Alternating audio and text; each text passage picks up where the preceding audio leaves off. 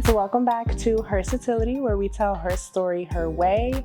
As you all know, HERSATILITY is made to uplift, empower, and show the true versatility of us as women and how we adapt naturally and seamlessly and powerfully, as you'll see with my next guest, to all the various roles in our lives. So today I have the pleasure of having Miss Emily Blacc here.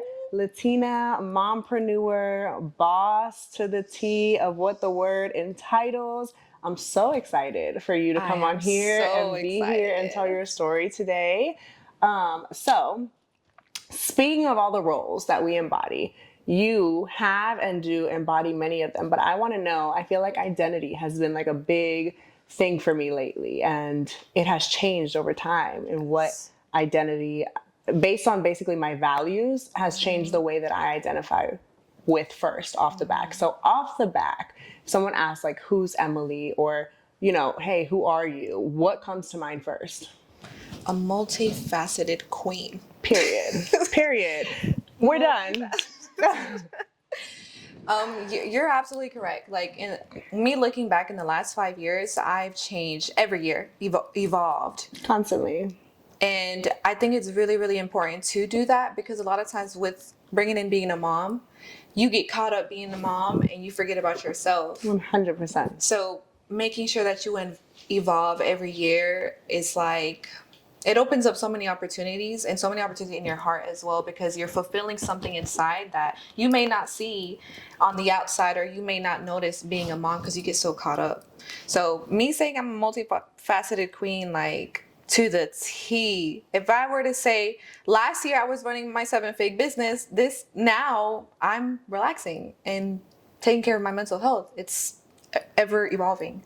I love that. As it should be. I feel like that is what life is about. And I feel like that's what HERSATILITY is about. And too often, one of my intentions behind starting HERSATILITY is that too often we're told to like pick a niche, fit in your box, stay in your lane. But it's like, no, sometimes God calls us to a different lane. And if we listen to these outside voices or worry about what people are going to think, X, Y, Z, we won't take that leap of faith. We won't listen to him, and we'll just be stuck in our ways that maybe, you know, is not what he has for us in that season of life. So I feel like you're a perfect example of that, and we're definitely going to get into that. But I want to start with a little bit of your background. One of the things I love about HERSATILITY is that women come on here, and it's these powerful women like yourself, but also there are so many things about you that make you relatable to so many of the viewers. So I want you to touch a little bit on where you're from, your parents, your background, and just maybe childhood or anything in particular that stands out to you. So my mom is Dominican, my dad is Mexican. So you already know how it is when you are a daughter of immigrants. So they came here when they were like 16, 15. Wow. My mom had me when she was 19.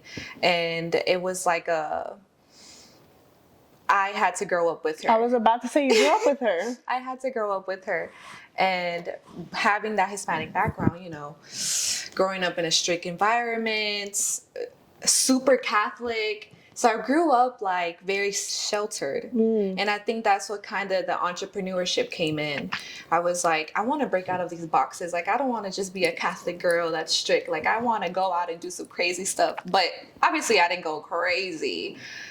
But thinking back, because of me being out of the box is why I am where I'm at now. You said because of breaking out of those boxes that you were in when you were sheltered as a Catholic girl, or, you know, however your strict upbringing with your parents were, because of breaking out of them is how you found your way into successful entrepreneurship. Yes. So what were some of those boxes? Give us some of those examples of maybe risks you took or things you tried. So for example, I got married when I was like 18, and I was trying to follow the rules. Like, okay, you got to get married. You have to have your kids. You know, you got to have your house. I bought my first house at 19.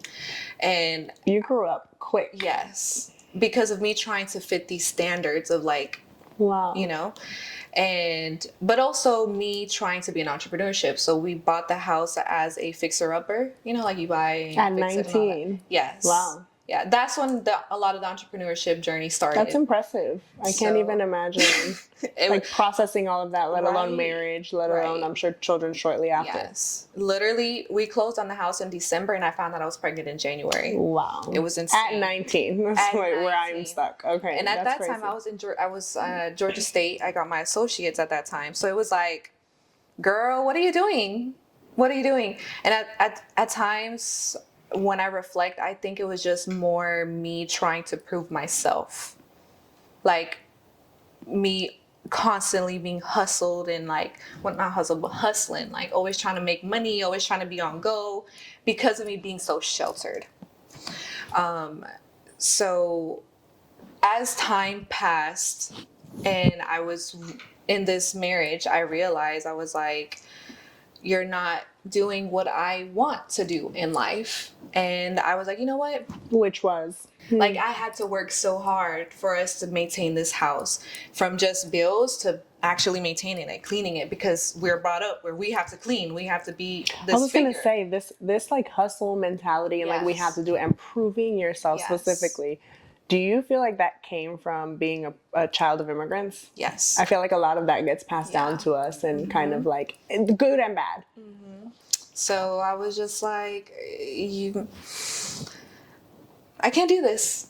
And of course, like my family is all like, oh, why are you leaving him? Like, you need to stay in that relationship. You're already married and you have a kid and da da da da. And I was like, no. Like, I want to live my life. So what was it about the relationship where you were just like, this is not for me anymore? It was the hustling. Like, I was the masculine figure. You know, and at that time I didn't realize that I was trying to be so much of a hustler to prove myself. And then I guess growing up in this strict environment, I didn't realize the morals that it came to, like, you're a woman, so a woman needs to take care of the house and be a nurturer, and the man needs to be the provider. I was the man and the woman. You were filling both gender roles. Yes. Yes. Okay, so he was doing basically nothing. Yeah. So I was like, you know what, we're not doing this. Like, and it was really, really hard going through all that because, again, growing up in a strict household and Catholic, that's like a no-no. Yeah. Like, what are you doing? There's a lot of shame that comes behind it, as it is, but then more when you tie in certain backgrounds. Yes. So it was just, I think I was like 21 when this happened. So when I by then you had your first baby? Yeah. Okay. So it was just like, I felt like a chicken with its head off, you know, because I was just like handling all of these. If you were to see it outside professionally, oh, I was that girl. You know, I had flipped this house. I was doing all these other entrepreneur things. I had finished my degree, but myself, in my relationships, they were lacking because I was so worried about all these other things that didn't really matter. So if we go into further along, I buy another house. So now you're divorced. Yeah, I'm divorced. Which that's like a really hard decision to make, especially with a child. Yes. I want to a little bit sit on that and talk about what made you like pull the trigger on that. Because I feel like some people think that like, oh, she left, like that was the easy thing to do, but it's the opposite. I feel like staying is the easy thing to do, and being comfortable is the easy thing to do. Like picking up and making a decision not only for you, but a decision that will change this person that didn't even ask to be here, this little human's life for the rest of their life. That's the hard, and like I feel like takes the most strength out of you. So what made you pull the trigger on that, and what gave you the strength, I guess? First and foremost, God. Like I literally would be every night, I'm like, let me know if this is the right decision. Am I doing the right thing? I don't know what to do. I don't know. Just guide me. Tell me what to do. I didn't hear nothing, but I just felt this hope that was like, everything's going to work out. So just go with the flow. And that's exactly what happened. I had like 2 trigger points within the end of my relationship.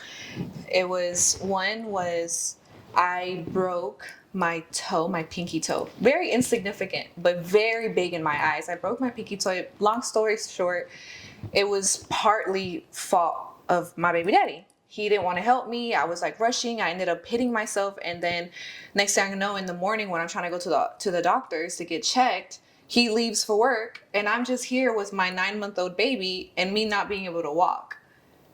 And I'm just like, this is not love. What is this? And I'm like, I know that we're supposed to be supportive and be there for your partner and all this good stuff. But I'm like, but not like this. So at that point, that's when I was like, okay, this is now becoming something that's physically affecting me.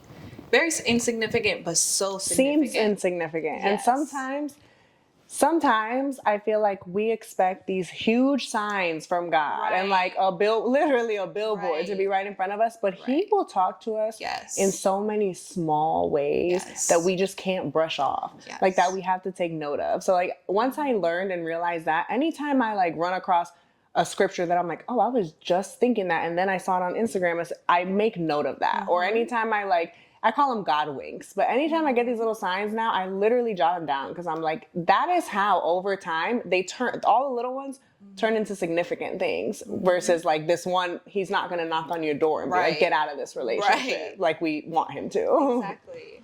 And that's how I saw it. I was like, oh, dang, like, is this one of your signs? What are you trying to tell me? Literally probably 5 months after that, continuously started seeing more and more and more. Like my eyes started opening up and I started making my moves. I was like, okay, you know what? Let me finish fixing up this house. Let me get my stuff situated because I can't keep doing this. It was just continuous arguing and things of that nature, you know? Damn. Okay, now that I think about it, that was a lot. Yeah. It is a lot. And you don't really realize it until afterwards. You're like, yeah, because you're in survival mode. Yeah, exactly. So you don't have time to realize it. You don't have time to like reflect or really even check in on how do I feel or how's my mental health. You're literally like, I have to feed this baby and I have to feed myself and I'm alone and I have to figure that out. And I don't think people realize how much that is. And you know what sucks is that was my lesson. But you know, a lot of times God will repeatedly do the same thing, but worse every time. So you can learn your lesson. Yeah. Literally a few months after is when I met my youngest daughter, baby daddy. So I have 2 baby daddies, girl. I went through this twice. Not the same thing. Not the same lesson. Thing, girl. So at this point, I'm thinking, okay, he has all these things that he didn't have, but it was more potential. Oh, I'm going to do this. I'm going to do that. And you know what, baby? I got you. I'm going to ride for you. I'm going to da-da-da. No, it was the same situation again. And it just, the same thing. I was like, no, I'm not going to be taking the boat. Like, I need you to help. I want to nurture. I want to support. You need to provide. Like, I'm all for being an entrepreneur and helping out and all that, but you're the man, not me. So you're here now, 2 babies. Yes. And a second seemingly like failed relationship in your eyes. Did having already gone through that make it easier or harder the second time around? It made it harder. And it made it harder more because of the shame. Talk about it. It was a shame. It was damn, I have 2 baby daddies. And I grew up without my father in my life. And the last thing I wanted was for my kids to go through the same thing that I went through. So for me, it was more the shame of, oh my gosh, like now I have to recreate my life with my kids. And that's the opposite of what I wanted. And now this leads into where I'm at now. I grew my business to this super high level. Which we'll talk about. It's just insane. You did that, yeah. And for me to be like, I'm done. I'm done being in survival mode. I'm done hustling. That's beautiful. Like, yes, it's amazing and the money's great, etc., but it's not worth my peace. It's not worth me not being able to dedicate time to my kids. And that's what I mean about the consequences that comes with being in this survival mode and hustler mode all the time. I feel like as women, we're not meant to be hustlers all the time. I feel like there's so much power in being women. So I hate speaking to the disadvantages because being anything is going to come with its advantages and disadvantages, its pros and its cons. But I feel like the modern day world, both at home and professional, was not designed for the modern day woman. Things were so different. We literally did not have the same rights. So there were these gender roles, which some of us like still respect to this day, to each their own, right? There's no wrong or right there per se. So long as you pick a partner who's on the same page as you. But there were these gender roles that we fit into, not necessarily by choice, but because I feel like our natural God-given abilities as women, which I do feel like we're created to be homemakers in a sense, right? We're created because we have this like nurturing ability. We are naturally like loving and caring for the most part. But now fast forward 2024, we are allowed to work, and we should be able to, if we want to work, we should be able to, you know, whether it's be an entrepreneur or be an artist or be whatever it is, we now no longer have to be limited to this homemaker role. And that's when I say I feel like today's world wasn't designed for us as we are today, because now it's like, okay, now we have the option to do both, but that's a hard choice. And then do we have to make the choice, or can we do it all? Can we be a great mom and successful entrepreneur, executive, businesswoman, whatever the case may be? Can we do it all? Are we supposed to do it all? Are we expected to do it all with or without a partner? Sometimes as single mothers, we don't have a choice but to do it all, because we got to pay the bills and then we have to be the homemaker at the same time. So like that said, I guess you portray doing it all, right? To some extent. And that is what Hersatility is all about. So I want to jump into your professional journey. So after these relationships, you now have 2 babies. And where in this mix does M Shapewear, which if you don't know is her highly successful faja business that she began, where does M Shapewear come into the mix? M Shapewear was more of a like, oh, like let me just try this out and we'll see how it goes. And out of nowhere, it blew up. And I achieved everything that I never thought I was going to achieve. I was like, oh, it's going to take me a few businesses to get to where I was at. And at the time when I separated from in my last relationship is when everything hit me. Like, okay, now you got 2 baby daddies. You got this successful business. So you had the successful business before getting out of the second relationship? Yes. Okay. So then let's rewind. Because it didn't happen out of nowhere. You might look like it to you, but there's a lot of blood, sweat, and tears that it takes to make $1 million business. So you're in this relationship, 2 kids, and you start a business. Walk us through that part. So when I got into the relationship, it was in the middle. I had just started. It was developing. Then I got pregnant. As you're starting the business. And this was in the middle of the pandemic, 2020. This is when my business like blew up. Like I'm talking about from night to the next day. And I was full on, like on go every day, pregnant. Oh my gosh, it was. And still working a 9 to 5. Yes. How? What does a day in the life look like for that? Literally, I would be up at like 5 a.m. and I would not go to sleep till like 2, 3 in the morning. So I literally only got like 6 hours of sleep every day. I would go as a pregnant woman. Insane. So I would like go to my car and I would take a nap on my break, on my hour break. And I would eat my lunch. So you were working in person? Yes. Well, you know, at that time since it was COVID, it was kind of like hybrid, you know? But literally when I would be at the office, I would eat my lunch at my desk during working hours and I would sleep on my lunch break because I would be so exhausted. But I had this bigger picture of like, oh, I know that this is going to become something big. I have these goals I want to accomplish. Like I want something that I could leave to my kids. That was like my motivation. How did you know it was going to be big? I just felt it in me. I just felt it in me. And that's what kept you going? Yes. Because that's really hard. Yeah. First of all, I know how sleepy you get as a pregnant woman, like to the point where you can't control falling asleep. But you went to a 9 to 5, took a small nap during your breaks, and then went home and worked on M Shapewear. Yes. And I remember like I would pick my daughter up from daycare because she would be in like the school and then they transfer. Whatever. Anyways, I would only have like maybe 2 hours with her, and that killed me so much. two hours with her when you picked her. Oh, because then she Yeah. would go to sleep. Yeah, like I would just do her homework, feed her, shower. It's time to go to bed.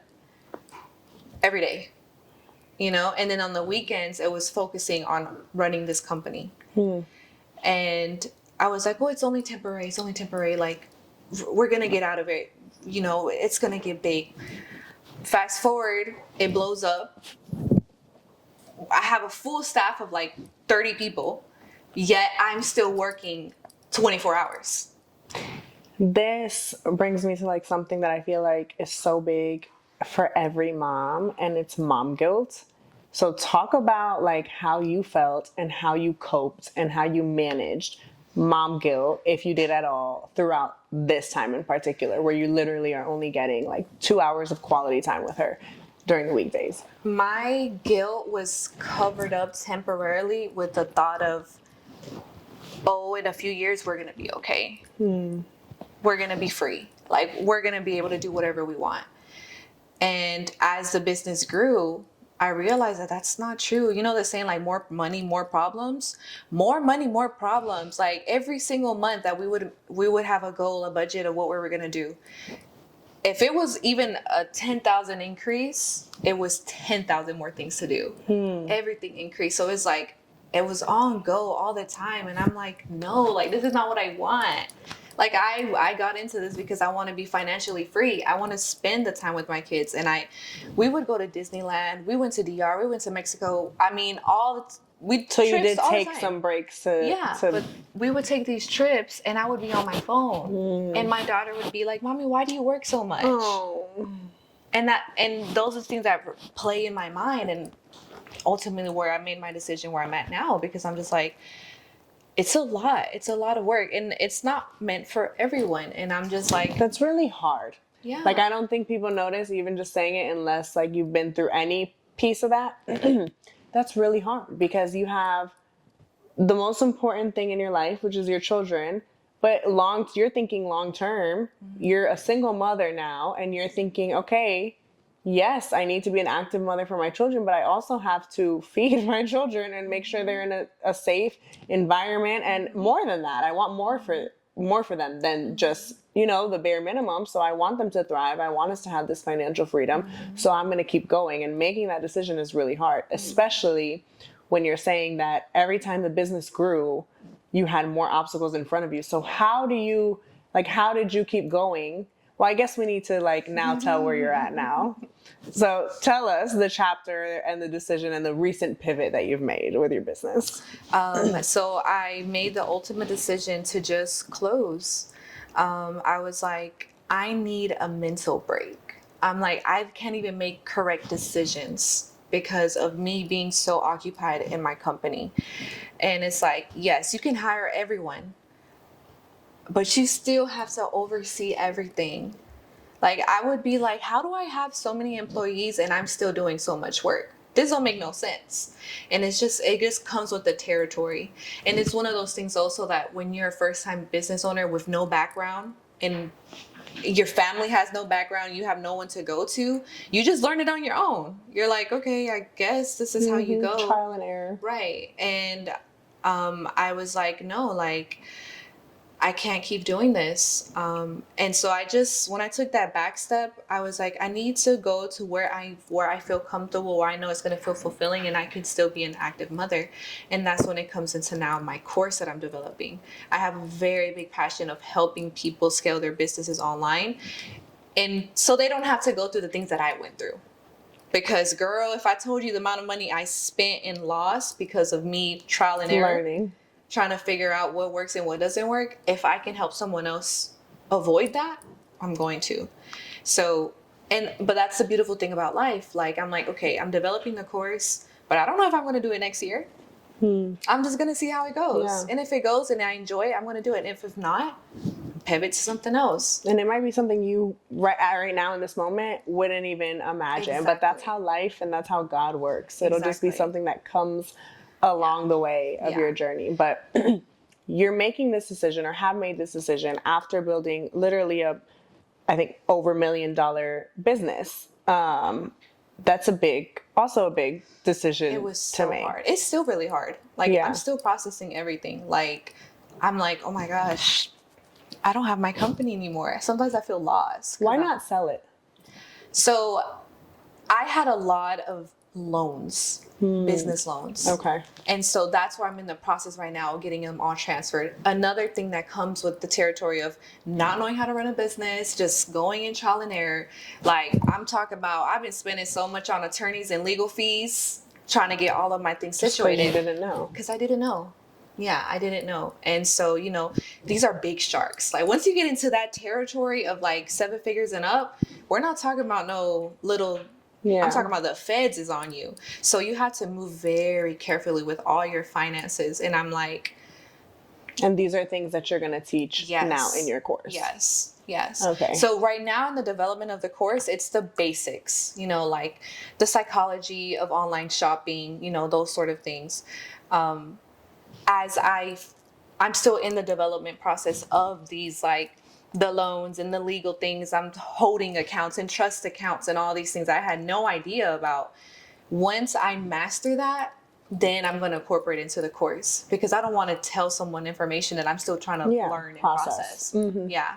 But that's the goal. That's the ultimate goal. It's always been the goal to help people see like this is what happens. Because unfortunately, minorities are not taught these things because they want us to stay poor. And because our parents never learned them. Exactly. Our parents were in survival mode. Our parents were too busy being in a new, when I think about literally coming from immigrant parents, it makes me feel like when I get scared to do things, I'm like, you're such a like baby. These people came to this country young, not knowing the language of people around them and just literally building from scratch and trying to figure that out. And it's like, if they can do that and have us, you know what I mean? It's almost like, what are we complaining about?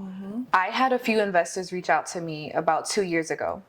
And I was pivoting into a part where we had a whole strategy of what we were going to do. Like, okay, we're going to get this adjusted, do this now, so that we can look good on paper and sell it off or get an investor to come in, you know, to help you scale, But it still went back to working so hard because this plan was like a 5-year plan in order to be able to sell it at a very profitable point. And I'm like, do I want to do this for another 5 years? And I'm like, what if God forbid, but what if something happens to my daughter? What if something happens to me? And all I have is a company that sold for X, Y, and Z. No, like that's not what's important. And that's, I was like, you know what? Nah, the money's not worth it. The biggest driver behind the decision to close this super successful business was your mental health and spending more time with your kids. Yeah. Which is so ironic, right? Because sometimes what you work so hard for is your kids. And then in retrospect, you realize like, what is this for if I'm not even able to spend the time with them? Yeah. So one, I'd like to know, you balanced it, even if in your head it wasn't well or whatever, you still were able to balance being a mother, at one point a single mother of 2, and grow $1 million business. Give us a little bit of the how on that, because that's crazy. Man, honestly, I don't know.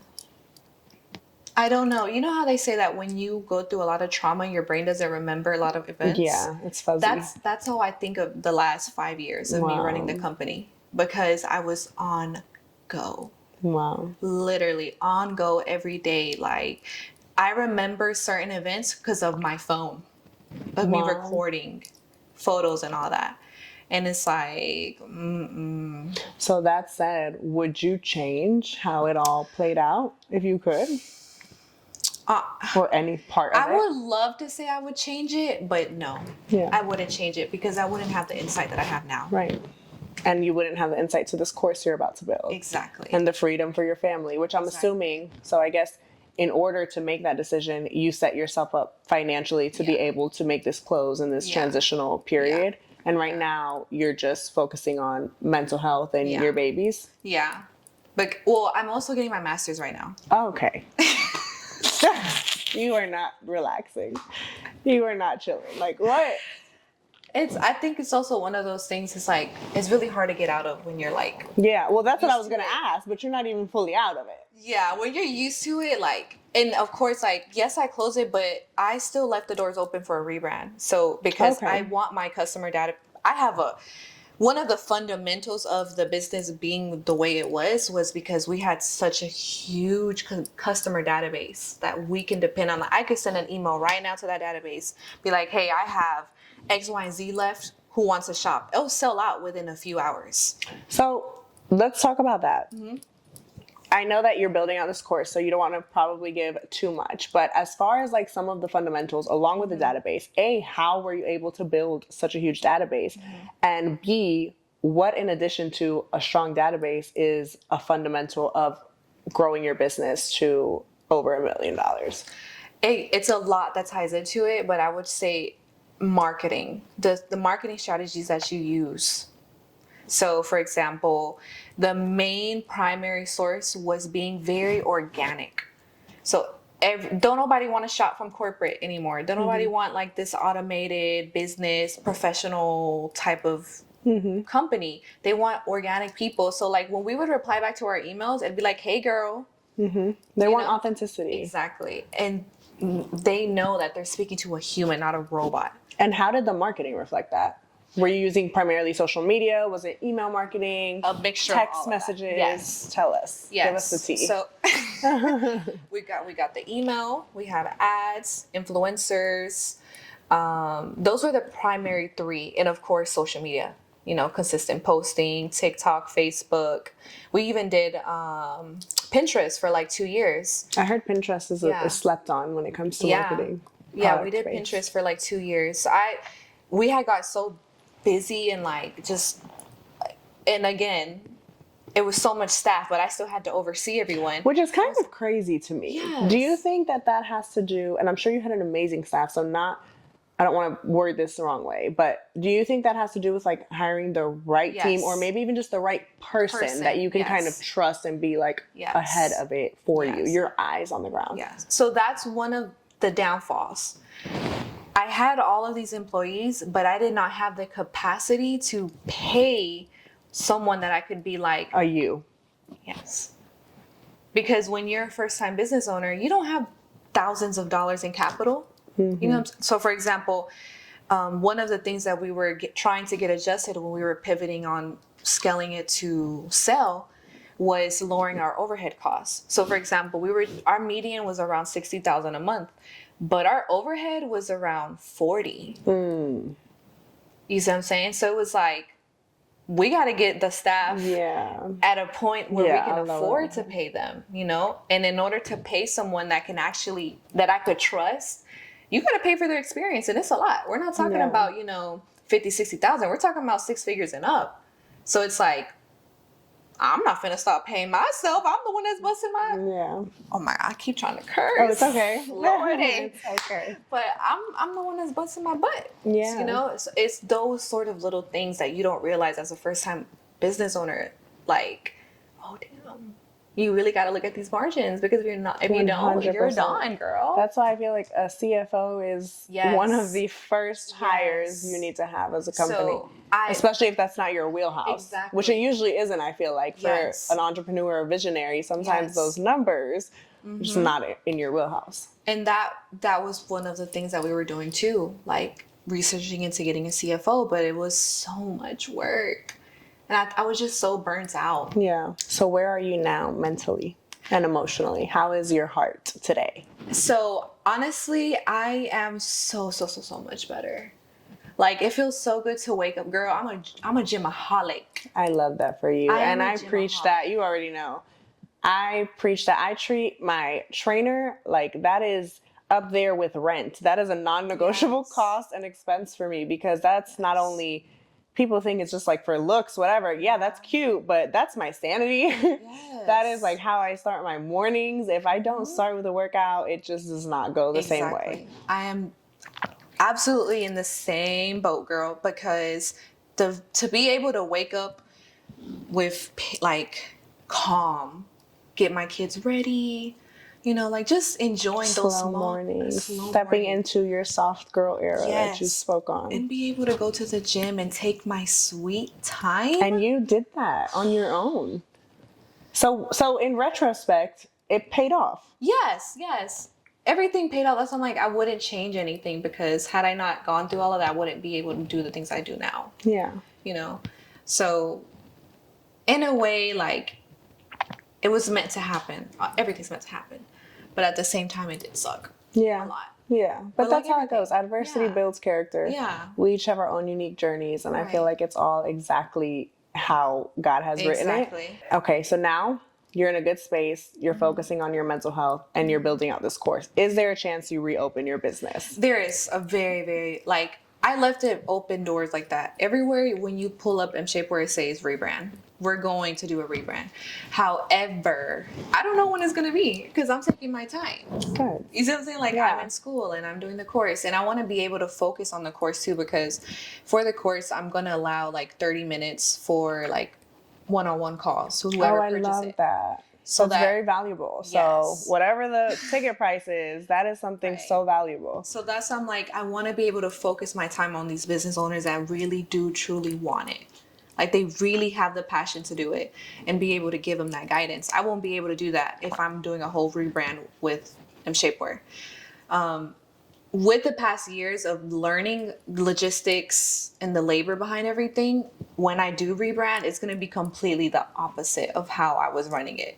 I'm going to run it into a more efficient, less costly business, which is going to be a whole new cycle, like a whole new learning experience. So it's almost like, as you do this course, you will also be a student in a sense of it. Yes. And that's something super important too, because I feel like often we like hesitate so much to start that vision in our head, to start that business, to start that podcast, start whatever it is, because we don't think we have it all figured out, but we don't realize that the lessons that we really need are impossible to figure out without just doing it and failing, or doing it and like being hands-on and learning trial and error. So that's great that you didn't let that stop you, and that you're, although it's like a process and you're processing certain things, you still recognize the value that you already have from building this super successful business that you can offer to others as you continue to learn. I feel like that's something we can all do and apply to our own lives.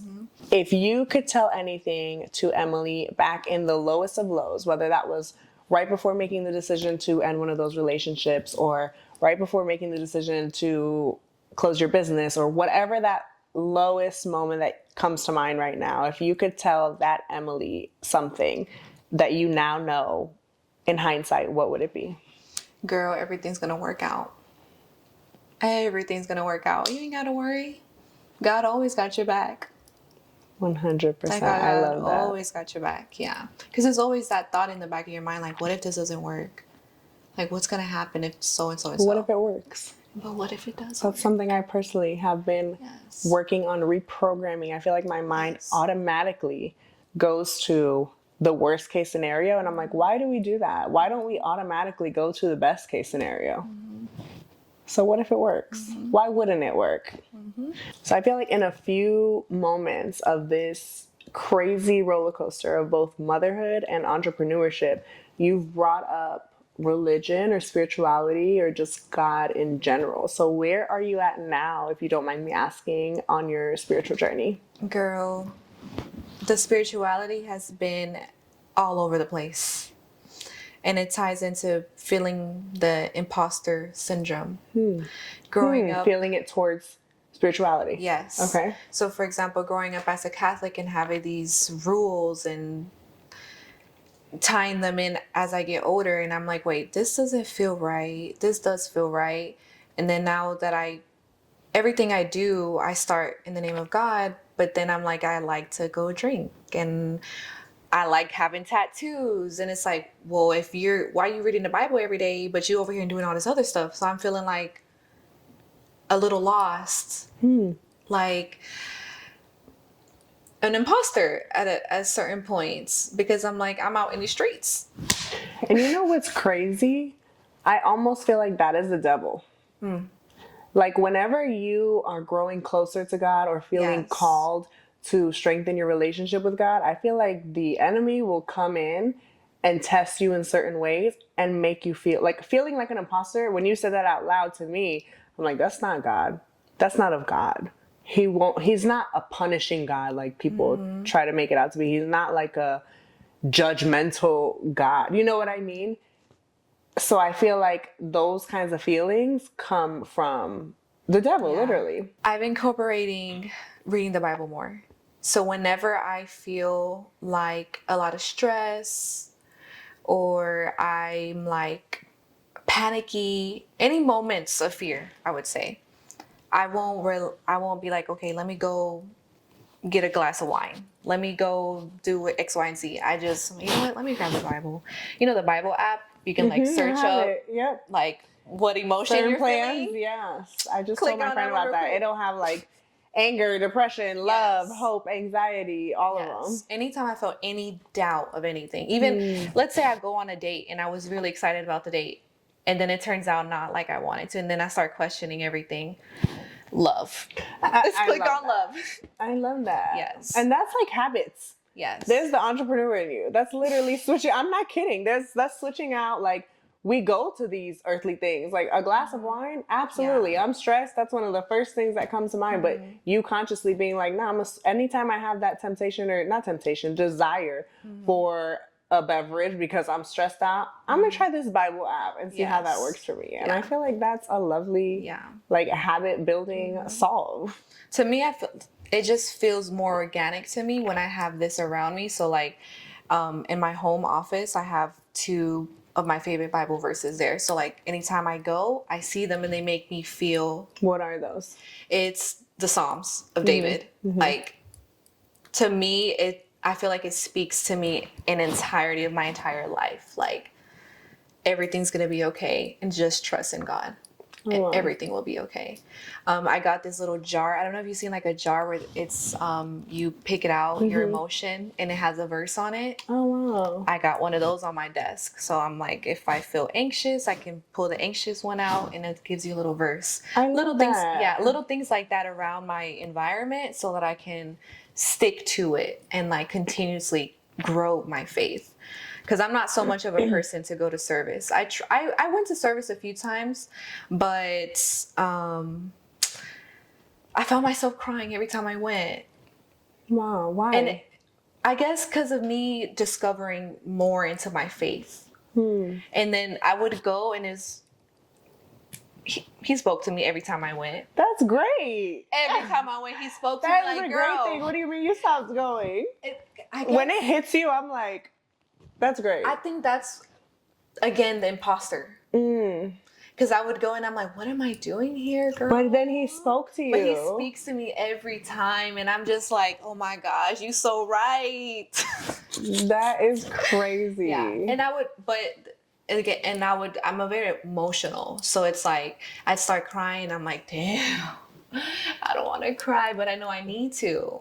So it was that same thing, like me trying to, like, I don't want to feel these emotions. And there's nothing wrong with shedding some tears. Nothing wrong, girl. They got a little tissue there for me every time I go.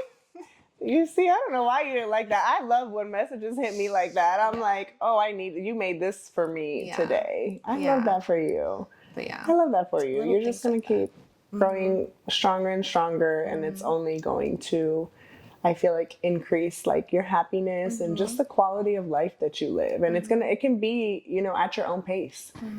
All those other things are not, like I said, of God. Society has like man-made things like guilt and judgment and all these things, but those to me are not from God or of God. So keep that in mind. Yes. And lastly, I will close this out with, how do you feel like you embody versatility?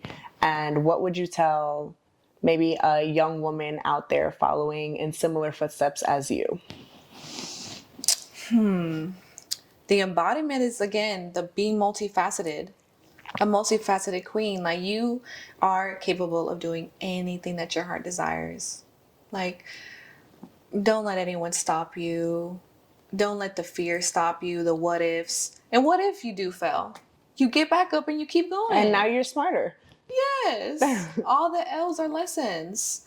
Being multifaceted, never allowing anything to stop you, regardless of the circumstances. I love that. We put so many limits on ourselves, and then when we don't put them on ourselves, society will throw some on you too. And I just love that we're stepping into this era, I feel like, of just doing what we want, whether that is a soft girl era, a boss girl era, whatever the case may be, mom life, executive, artist, we can do it all. We can do it all. We can do, you know what I mean? And I feel like are a perfect embodiment of that. Like lessons and all, like hardships and all. Right. Nothing in this life is easy. Even like taking the risk to do it all like you did and risking maybe less time with your children or whatever the case may be. That was your journey. And had you not done that, you still would have had hardships in your life. Yes. So it all paid off. You seem like you're in a great place now. And yeah, lastly, what would you tell maybe a young woman following in your footsteps? If you could give her one piece of like, don't forget this, take this with you everywhere. You are that girl. Period. You are that girl. Like. That's confidence. Yes. Confidence is make or break. And that's something I will transparently tell you has been a struggle of mine. Like imposter syndrome, things where I'm like, I literally, sometimes I'm even overqualified for certain things. But my timidness, I'm like, girl. Get it together. That reminds me, like, when the second year in of me having shapewear, I would go into a lot of networking events, right? And I would always feel like... out of place. Yes, I didn't feel right. Like an imposter. But I would tell myself, I'm like, girl, you have a 7-figure business. I was only doing like $5,000 or $7,000 a month. Oh, okay. I thought you already had it and you were still feeling that way. No, at that time, no. It was only like doing 5 to 7 a month consistently. Which is so good. And I was like, no, girl, like you have a 7-figure business. You have a 7-figure. I just kept telling myself in my mind, like getting that confidence in myself. And then it happened. So affirmations. Yes. That's helpful. That is super helpful. Well, thank you so much for your time, for sharing your story. I took a lot from it. I pray that you all took a lot from it. Tell them where they can find your course and when it comes out and the launch date or updates, as well as maybe any new updates on Shapewear. So you can find all of my stuff on Emily Blacc, Emily.Blacc on Instagram. I have a little FYI highlight on my Instagram page where I post anything related on updates. So Shapewear, the course, there's a link for sign up if you want to sign up for the course in advance. Whoever signs up, they get a 10% off discount once it actually launches. But everything's on my Instagram to keep updated. I hope to see y'all there. Yes. Thank you guys for tuning in. Special shout out to one of today's sponsors, Jack Daniels. You guys stay tuned. Definitely follow and keep up with Emily Blacc. Follow us at HERSATILITY, and I will see you guys soon. It's a wrap. Thank you so much.